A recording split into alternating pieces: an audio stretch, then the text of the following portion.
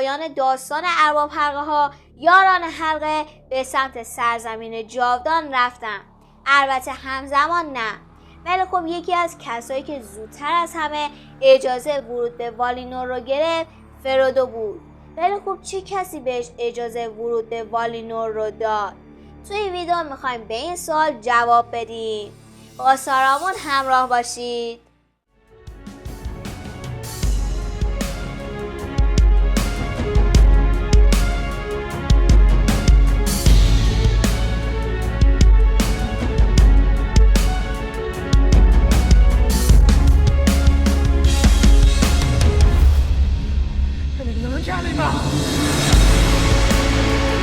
Some form of elvish.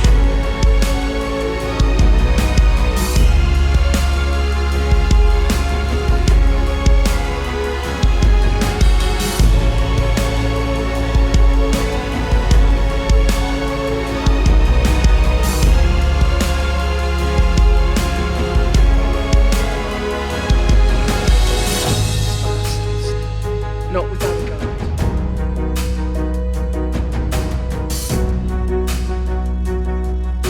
The ring was entrusted to me. It's my task. Mine. My own.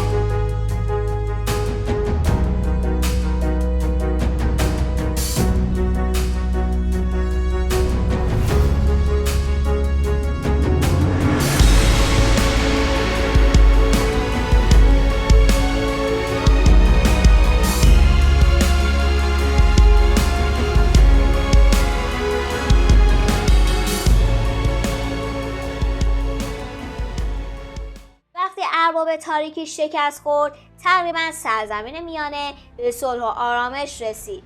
آراگون پادشاه گاندور شد، ولی همه چیز اونطور که فکر میکنید عالی نبود. فرودو و همراهان هابیتش به شایر بازگشتن و پس از نبرد بایواتر سعی کردن به زندگی عادی خودشون برگردن. اما این کار برای فرودو امکان پذیر نبود. فرودو پس از 2 سال تلاش برای از سرگیری زندگیش آماده بود تا به سرزمین‌های جاویدان والینور بره تا در اونجا بتونه روح و جسمش که در اثر حمل حلقه یگانه باعث آسیب شده بود و شفا بده. اما سوالی که پیش میاد این هستش که چه کسی به اون اجازه رفتن به سرزمین‌های جاویدان رو داد؟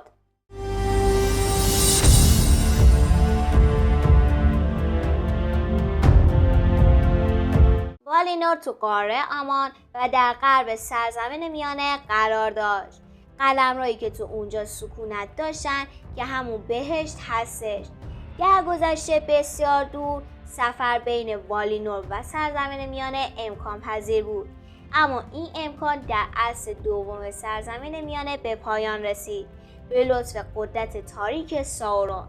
پادشاه نومنور فارازون تصمیم گرفت که علیه والاها برای دست پیدا کردن به زندگی جاویدان شورش کنه. بنابراین برای انجام این کار همراه با گروهی از سربازان نومنوری به سمت غرب حرکت کرد، هرچند که اونطوری که پیش بینی کرده بود نشد، چون در پاسخ به گستاخی فارازون ایلوواتا خدای بلند مرتبه جهان آردا شکافی تو دریا ایجاد میکنه و همه نیروهای نومنوری رو غرق میکنه.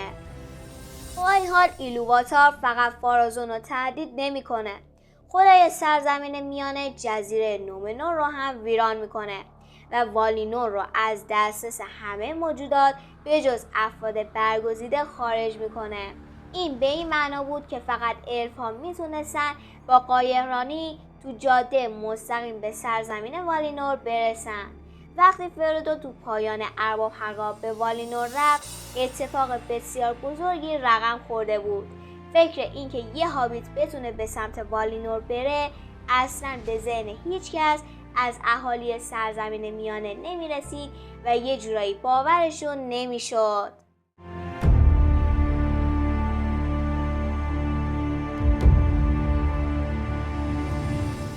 از اونجایی که الفا فقط برای ورود به والینور مجاز بودن، یه سری اجازه و دستورات الهی هم داشتن.